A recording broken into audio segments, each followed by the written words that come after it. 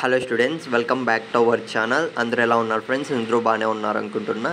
విద్యా దీవెన స్కీముకి సంబంధించి, వసతి దీవెన స్కీముకి సంబంధించి గత ప్రభుత్వం నుంచి ఎవరెవరికైతే పెండింగ్లో అయితే ఉన్నాయో, అమౌంట్ అనేది విడుదల కాలేదో వాళ్ళందరికీ కూడా సంక్రాంతి నుంచి అయితే విడుదల చేస్తాం. సో బడ్జెట్ అనేది ప్రవేశపెట్టి ముందుగా జ్ఞానభూమి పోర్టల్ నుంచి డేటా మొత్తం తీసుకొని ఎవరెవరికైతే ఎన్నెన్ని విడతల అమౌంట్ అనేది పెండింగ్లో ఉన్నాయో అవన్నీ కూడా ముందుగా అయితే కరెక్ట్గా అయితే విద్యార్థులకు అయితే వేస్తాం. తరువాతే మేమైతే పోస్ట్ మెట్రిక్ స్కాలర్షిప్కి సంబంధించి మొదటి విడత అమౌంట్ అనేది అయితే రిలీజ్ చేస్తామని అయితే మనకు అప్డేట్ కూడా హామీ కూడా రావడం అయితే జరిగిందనమాట.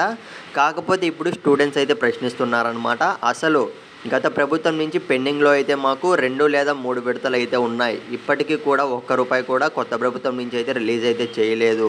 సో ఎప్పుడు విడుదల చేస్తారు అని అయితే చాలామంది విద్యార్థులు అయితే అడుగుతున్నారనమాట.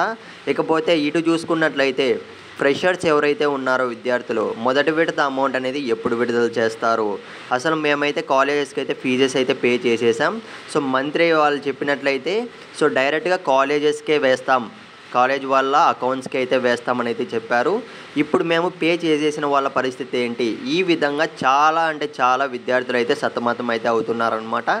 సో గైస్, ముందుగా మనకు వచ్చిన అప్డేట్ ఏంటంటే హామీ రావడం అయితే జరిగింది. ముందుగా గత ప్రభుత్వం నుంచి ఏ స్కీమ్స్ అయితే విద్యార్థులకు పెండింగ్లో అయితే ఉన్నాయో, ముఖ్యంగా విద్యా దీవెన స్కీమ్కి సంబంధించి, ఫీజు రింబర్స్మెంట్ స్కీమ్కి సంబంధించి పెండింగ్లో ఉన్నాయో ముందుగా వాళ్ళకైతే విడుదల చేస్తాం.